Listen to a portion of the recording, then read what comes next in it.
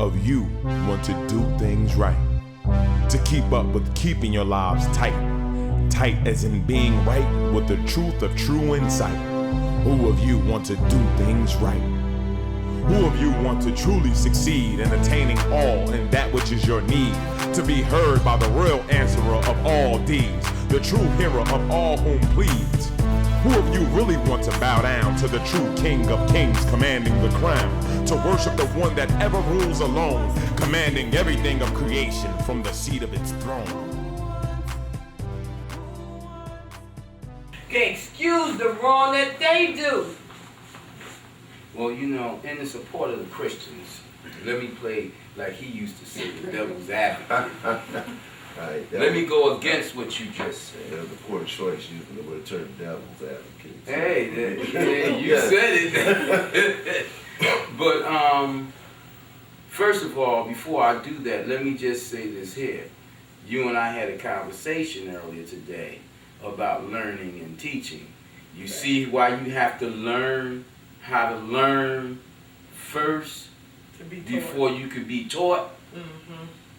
You know? This whole thing about trying the Lord, the problem is people don't understand words, the meaning of words. If they understood the meaning of words, then they wouldn't be so standoffish when someone tells them, well, try the Lord. Try it on its words. We're not saying doubt it. We're saying try it. Put it to the test and see if it's right. See if it works. Whatever it says. You understand? Now, Jesus died for our sins. In support of the Christians, I must say that Jesus did die for their sins. Right. But now here we go again. Understanding words. They use those words in one way, which you referencing, that's false. No, Jesus didn't die for their sins. But if you use the words in its proper manner, then maybe we can find some agreement in it. Why would Jesus die? Because of their sins. For meaning because of. Jesus died from away from them. Dying means something that stopped, halted, quit, seceded, right? Yes, separated. Yes. He died away from them because of their sins. He couldn't live with them. He ceased. The Lord ceased its teachings to them because of their sins. And Jesus went away and did what he was supposed to do with other people. And that have been the Christian people giving you a high five. Well, the thing about it is, brother Christians and sister Christians, you too have to look from within if you want to learn what Jesus learned. Jesus had to go within. They talk about what happened to Jesus in those 3 years, those missing years. It's like he went to Egypt, people. He went to Egypt. The Essenes, the people of Imran, they sent him to Egypt so he could learn. Just like John had went to Egypt before him. They don't tell you about that. And John knew when Jesus would be coming back because he knew the course.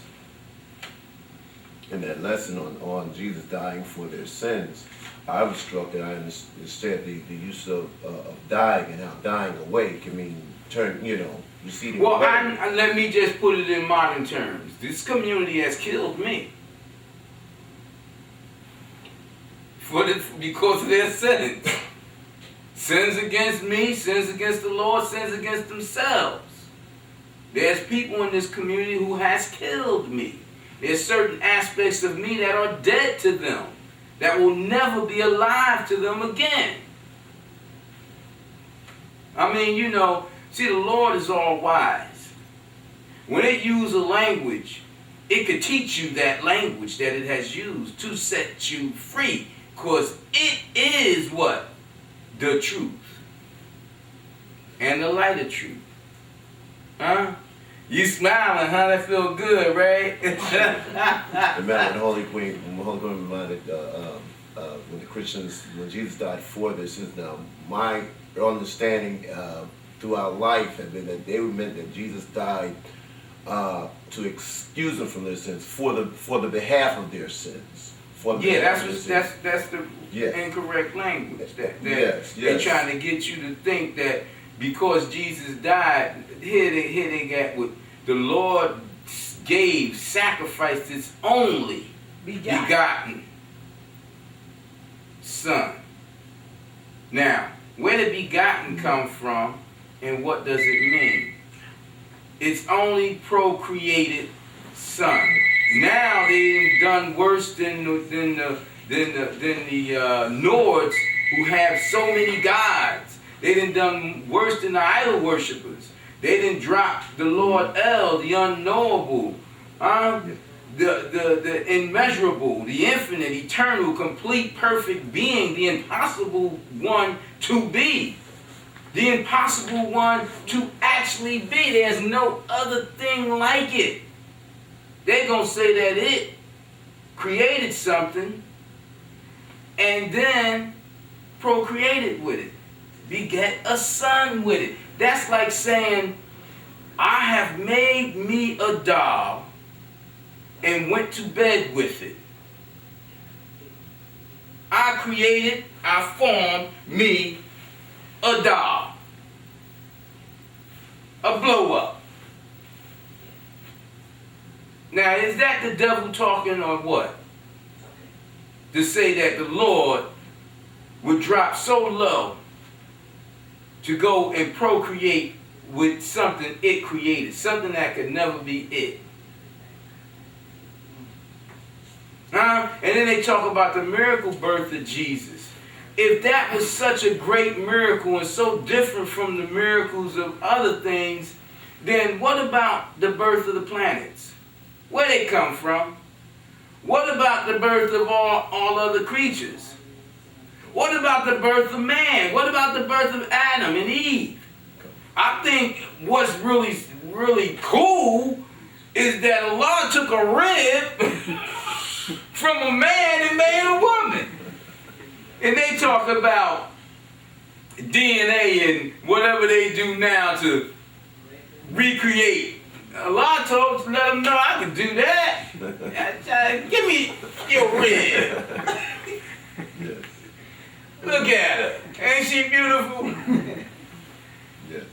You know, but how many people think like that? I can't believe that the Lord would create a woman from the rib of a man. And here you got people, what they call that when they recreate? Cloning. Cloning. Yes. What is that? Yeah. If the Lord can teach man how to clone, you gonna tell me it can't make another man from the rib of confirmation right there. With the confirmation.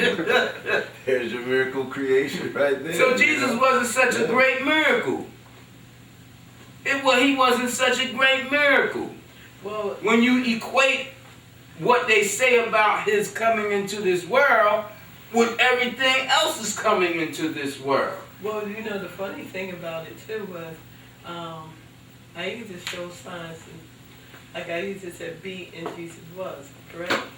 Now, years ago, they had a situation where this girl was pregnant, and she had never been touched. When they examined her, she had never had intercourse.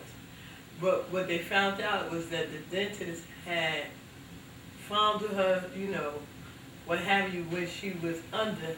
Mm-hmm. And it had went through his clothes. His sperm had went through and traveled on. Went through her clothes. And yeah. I remember something like that happened when I was young, about 40 years ago. They had a report from out west, you know, young lady, teenager, early teens, never been touched. Right. They could have hooked up. Yeah. Mary returned. Yeah. If the right diabolical mind was around. If it was around, they said Mary returned. Start our own revival, right? Mm-hmm. But we've used Christian examples. But it was said that When we talk about Islam, looking at Islam from inside out, when you say Islam, you're talking about Christianity was Islam, or the sincere people trying to inspire the Christianity and Islam. See, for us, they're not Christian examples. They're just examples. Right. Because, but for people who choose to make the differences between Christianity and Islam and what have you, then, you know, okay,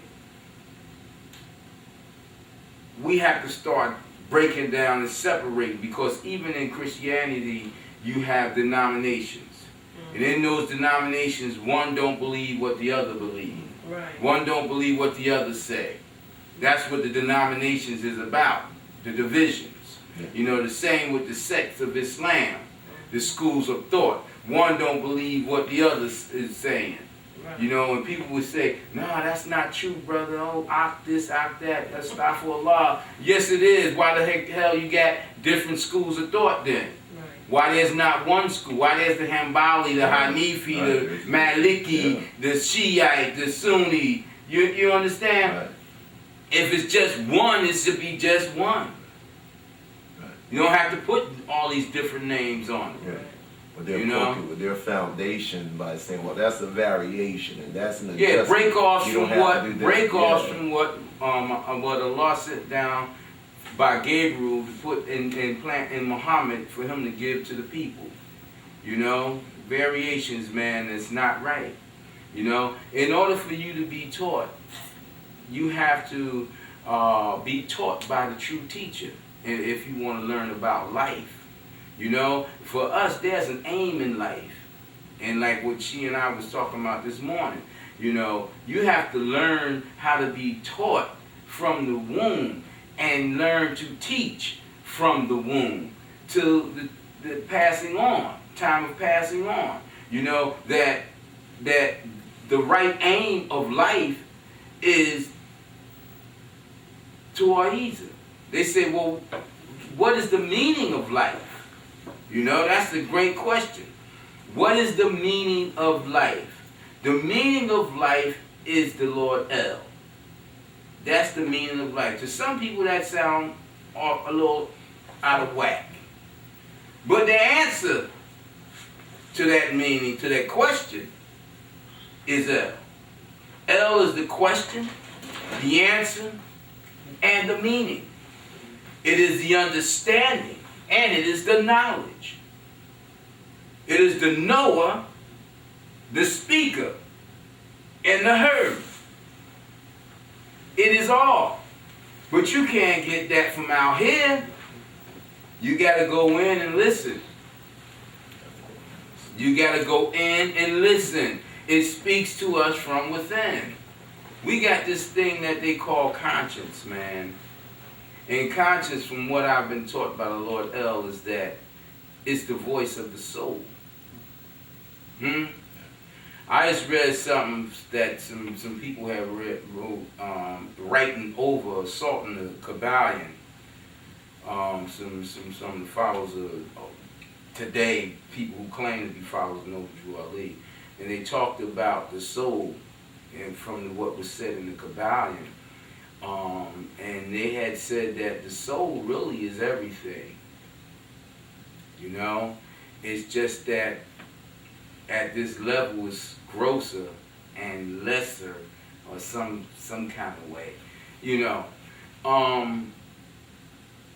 they would be better off, instead of saying the soul, getting away from the truth. You know, the soul has an entity of its own, a breakup of its own. How can I say that? Because Allah is the authority of that. A.H.A.D is the authority of that, and it put that in order. But we can say, yeah, the soul is everything. That's true. But so is the Lord El. So everything is El. You know?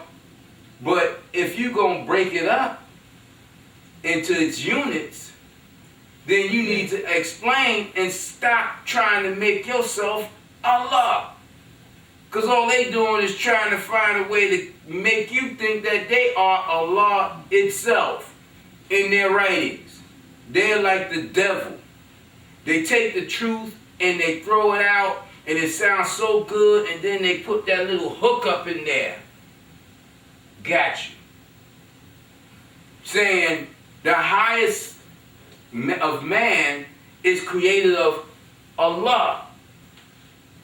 And the lowest of man is created of these material, fleshy, lower things. Okay, so you telling me that you get knowledge, wisdom, understanding, as you say, intellect, intelligence. Now you've become Allah. You know? Then they say the spirit is unknowable. And I know that's a translation that's come from through the Kabbalah. But my Lord has taught me and manifested to me that the spirit is knowable.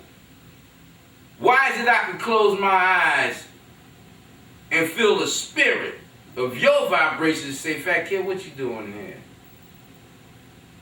Because it's knowable.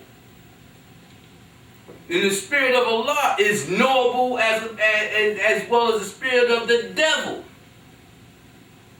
So where that come from? People playing with the words of truth, not going from the inside out, but going from the outside in, reading other people's information, collecting that information like a parrot, like a bird, like a donkey putting books on his back, and then saying, I got it. Because they looking from the outside in instead of the inside out. You go inside, you'll learn that there's a classroom in there. There's a place for you to be seated and quiet. A place for you to ask your questions and sit back to listen, to learn, to hear. Got windows of the soul. They talking about the eyes are the windows of the soul. You heard that, right? So what, you supposed to look in somebody's eyes to see their soul? Or you supposed to be looking outside your eyes to see by way of your soul?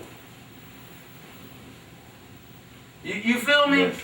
So it's all about going inside, and the great problem of religion today that has been passed down, inherited by the people of Islam who has been fooled by the devil. They become fools and don't understand that they are fools. Is that they refuse to go inside. And anybody trying to bring them inside, those are the ones they chase down to assassinate. The messengers of Allah that they said are no more to be. You know? Because they said Muhammad sealed that up. You know? And the other thing, you know, the thing that comes to my mind. I'm sure if anyone's watching the show should be questioning that, you know. Yeah, they need to. So much is being unsealed here, shown. They need to question. One of the great problems. I was talking to one of my children the other day, and two of them, as a matter of fact, and I was telling them, I said, like, when you go to school, when you're in class, the one who is left out is the one who is afraid and ashamed before other students to ask questions. Yes. Afraid and ashamed to be wrong, to be looked upon and teased. Oh, you asked that question. No question is a stupid question if it's something you need to know. I don't care how minute it is to someone else.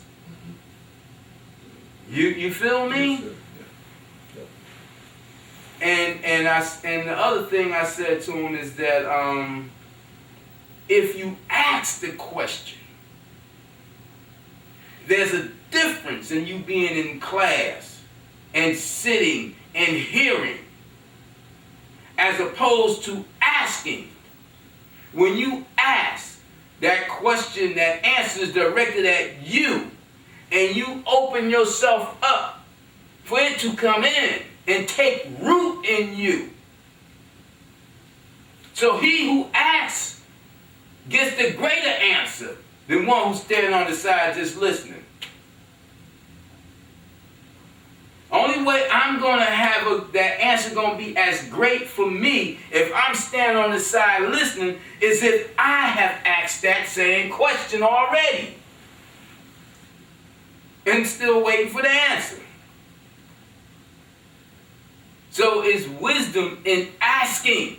But how many churches, synagogues, temples, mosques, masjids, holy houses of worship are people allowed to ask their so-called representatives of the Lord El questions?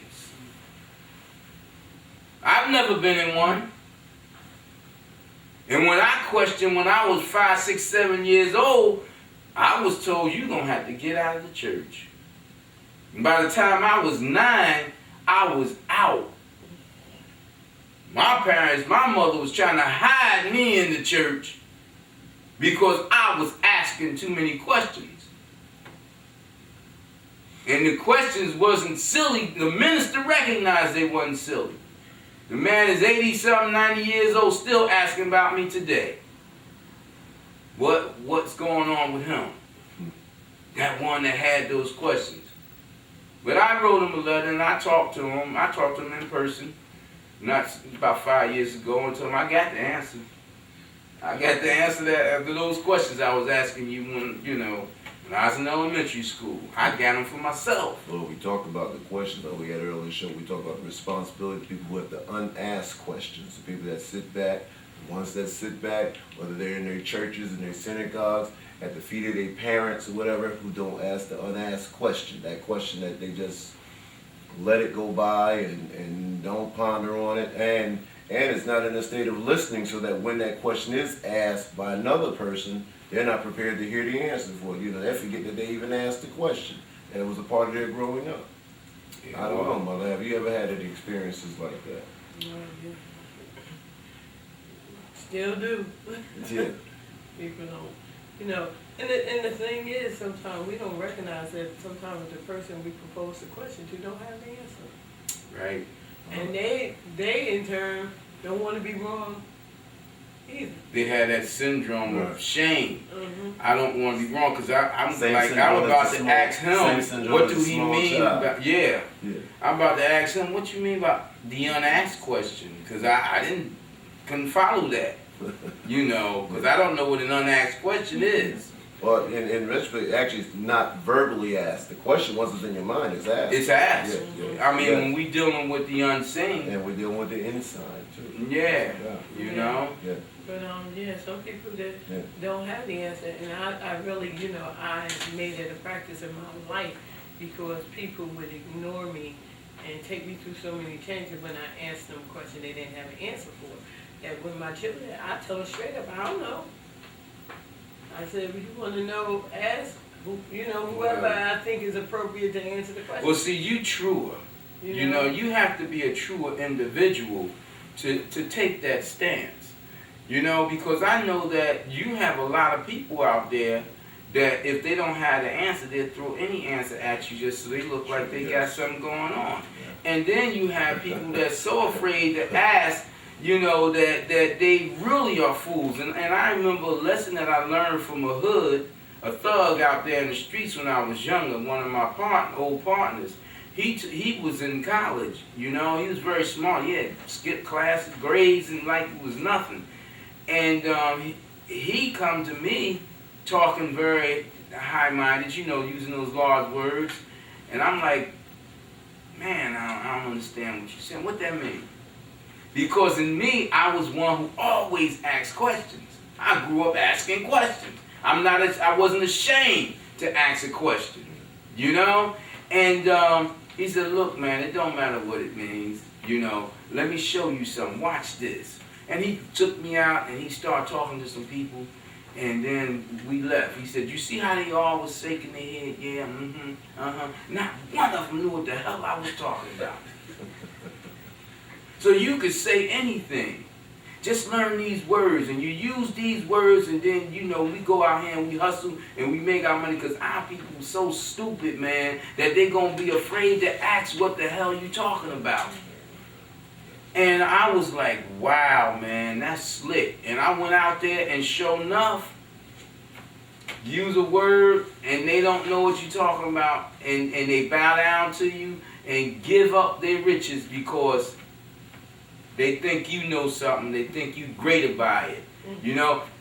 By the same token, And that lesson I learned from him and being out there and seeing him use that, when I grew older and came into the professional world, and people in my field talking in higher levels than myself, I resented it. I resented them trying to talk over my head. And I was one of those, like they say, self-taught persons. I read the dictionary like I read a book. You got people, man, they talking about a mind is a terrible thing to waste. And they say, you know, you should read. But they don't tell you what to read. And you got people out there thinking they doing the right thing, compromising with the devil, following the devil instead of following Allah's way and words. They out there reading all these novels, all these books, all these things, not realizing they putting all this trash in their minds. Thinking they doing something, thinking they expanding their minds. When they expanding it to evil. Huh? I would read the dictionary. So I would stop and say, wait a minute, I didn't understand what you just said. What was that? What that word mean? Oh, well, okay, well, when you talk to me, keep it down so we can understand. I don't have to stop you. Because what you're trying to say is, oh, yeah, yes, I understand, and I understand more than what you're talking about. What you wanted, what you trying to find is boom, boom, boom, boom, boom, boom, boom, boom. Yeah. You see? Now, I ended up teaching people who was trying to talk over my head. But that's why I implore the lowly people, uneducated people, I implore you to start reading the dictionary. Start taking that dictionary like it's a holy book. And get the most extensive dictionaries you could find. And study them words. You hear words people say, if you're too ashamed to ask them what they mean, write it down. And go home, study those words. And study words that lead to other words, that lead to other words, where all these words connect and improve your vocabulary, because it's your life. It's your language is your life. Your understanding of language is your life. If you walk up somewhere, if you happen to fall out of a plane, so to speak, you know, you get left in a foreign land, and you like plums, right? You love plums, huh? And you see a sign, and it got some strange fruit, and it said Neo Plumu. And you say, you know, that must be a plum. Yeah. And that neoplumu means this is poison. And you eat it, you're dead. So your language is your stepping stones, it's your feet, it's your foundation, it's your everything, man. Your language. That's why human beings are so far ahead in terms of communicating, relating, passing off information than all other intellectual creatures on earth. I'm not talking about the aliens. I'm talking about the ones that's grounded on earth with us. The beast of the land. Because of our language. Because of language. And you need the language of the divine. You need to know that the divine language is simply saying the meaning of what has been said by the Lord El, which you might call Allah or Christ or Amen or whomever. Yeah, a lot of people would get away from a lot of intimidation if they learn to get the language of the meaning of words. Yeah, first thing they need to learn, trust in Allah and faith in Allah to get away from that, what you just said, so that they can learn the language. Because I see our people crumble like, those people, Caucasian people get to talking to them, they become like balled up paper, man. And I'm like, and it doesn't have any saying nothing, all that. Well, many of them use that same tactic that my partner used. Many of them do not know what the heck they talking about. And I know that's but they play with the minds of the lowly people because they know the lowly people have that fault, that weakness, that fear. You understand? Because I know that's true, because I have asked people, excuse me, what did you say? You know? And then when you ask them, believe it or not, when you ask them, then their whole thing is, oh boy, do you know? No, oh shucks, do you know? I gotta tell you. Do you know? Yeah, I used to play with them like it was nothing, man. Or they'll start complimenting you, say, okay, scholar, okay, sheikh, and stuff like that, you know. And, well, the workforce, what we talking about, she talking about Caucasians now, and their whole thing is like, one thing that Caucasians respect if you're African American, they respect you having confidence not in yourself, because they don't respect you having confidence in yourself without confidence in Allah. They respect you having confidence in A.H.A.D for real. And if they know you have confidence in A.H.A.D for real, because they know the truth, they'll step back. But if they think you got confidence in yourself, just you, they got you. Going inside. Because they know about what's inside. And if they think you know what's inside, total respect gonna be up in there. Right. Well, our time is good. I gotta go. And it was an eye-opening show. So we're gonna let you. It's been a pleasure. Lord Holy Apostle Dean, Holy Queen Mother Magic, to the audience, you can tune in. You can contact us at A.H.A.D Incorporated, P.O. Box 8795. Tight as in being right with the truth of true insight. Who of you want to do things right? Who of you